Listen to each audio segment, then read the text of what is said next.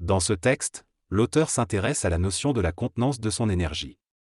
Il explique que lorsque l'homme est inconscient, il n'a pas conscience de son énergie et n'est donc pas en mesure de la contenir.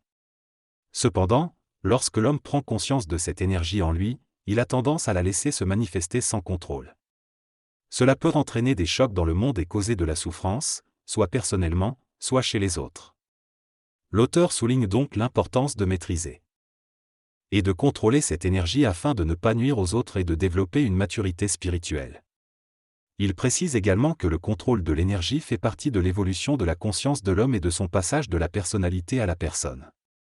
Il conclut en soulignant que ce contrôle ne sera pas facile à atteindre, car il demande à l'homme de dépasser les limites de son esprit pour comprendre la véritable grandeur de l'esprit. Tel homme en évolution doit comprendre les lois de l'énergie et les appliquer afin de transmuter cette énergie et atteindre la conscience supramentale. Il ne peut pas laisser son ego interférer avec l'énergie créative, car cela peut devenir destructeur.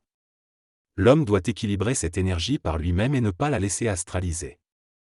La nouvelle énergie de la conscience en évolution nécessite que l'homme comprenne les lois qui lui seront expliquées et les applique. Il doit être assez conscient mentalement pour éviter que les aspects émotionnels interfèrent avec son comportement. L'évolution de la conscience supramentale fait partie de la réorganisation psychique et de la maîtrise de l'homme sur son énergie. L'homme nouveau doit apprendre à contrôler cette nouvelle force et à ne pas se laisser piéger par lui-même. L'évolution de la conscience supramentale ne dépend pas de la connaissance psychologique qui y est liée. C'est un processus progressif qui conduit à l'infini de l'homme, à sa fusion totale et à son intégration.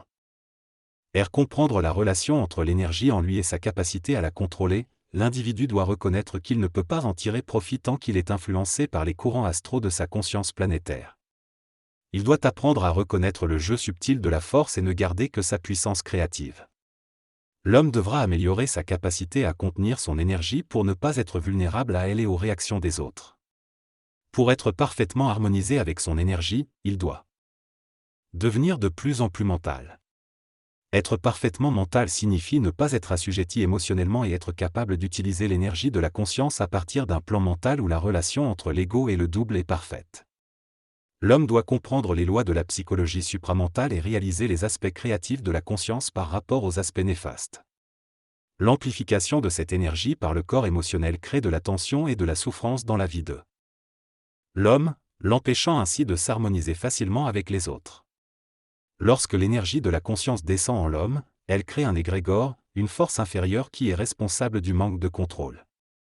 Éliminer cet égrégore crée une grande maturité de la conscience universelle. C'est un processus essentiel car cet égrégore est une source de souffrance pour soi-même et pour les autres. Il est le résultat du choc entre une énergie de haute vibration et une autre de vibration plus basse, appartenant à la conscience planétaire. Le processus d'évolution de l'homme implique une diminution de l'ego au fil du temps, ainsi qu'un travail sur soi pour développer une grande maturité et une compréhension subtile de l'énergie qui entre en contact avec les plans inférieurs de l'ego. Cela conduira à la lucidité et à l'équilibre entre l'énergie cosmique et planétaire de l'homme. Cependant, tant que l'homme ne pourra pas maîtriser son énergie, il sera comme une feuille dans le vent, emporté par les forces extérieures et ayant des conséquences néfastes pour lui-même et les autres. Il est essentiel que l'homme apprenne à contenir son énergie et à la manifester selon la puissance créative de son intelligence, en équilibrant son ego avec son double. Ainsi, il pourra bénéficier pleinement de la conscience de l'énergie et être constamment dans la science de l'énergie.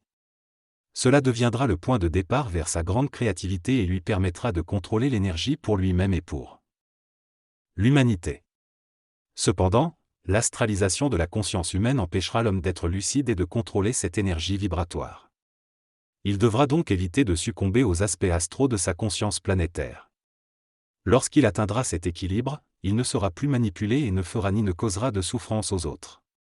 Cela fait partie de l'illusion de la conscience humaine et planétaire à laquelle il doit renoncer. Il doit utiliser l'énergie pour lui-même et pour l'humanité en bonne harmonie avec les autres. L'intégration de la conscience de l'homme nouveau implique donc la maîtrise de son énergie et une compréhension profonde des lois de l'énergie manifestées à travers son esprit.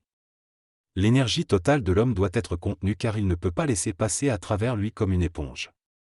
Cependant, si son état psychologique n'est pas totalement solide, l'énergie passera à travers ses centres et sera teintée par l'ego. Cela empêchera l'homme de pleinement profiter d'eux. Cette force universelle est créative en lui. Pour que l'évolution de la conscience supramentale ait lieu, l'ego doit devenir transparent et capable de contrôler l'énergie. Sinon, l'homme sera limité à une vie ésotérique et ne pourra pas atteindre la fusion véritable.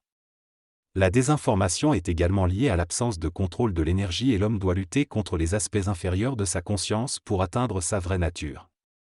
Un homme non transparent peut apporter des connaissances et une compréhension, mais il ne peut pas donner l'énergie nécessaire pour réaliser sa vraie nature et ne doit pas influencer les autres. L'évolution de la conscience supramentale consiste à libérer l'homme de l'initiation des autres et à contrôler son énergie pour travailler avec les autres vers l'évolution. L'homme doit contrôler son énergie pour travailler de manière créative à l'évolution de la civilisation et des relations entre les individus. Il ne s'agit pas d'initier les autres à une énergie obscure et ésotérique, mais plutôt de vivre en harmonie avec les autres et son propre esprit. Il devient essentiel de ne pas être assujetti à son énergie, mais plutôt de l'utiliser à sa volonté. À l'avenir, les hommes auront un contrôle total sur leur énergie et seront capables de commander à la matière. Cependant, tant que l'homme ne contrôle pas parfaitement son énergie, il peut influencer l'extérieur mais ne peut pas libérer réellement les autres. Ce cycle d'occultisme et de transformation de la conscience humaine s'éteindra avec le temps.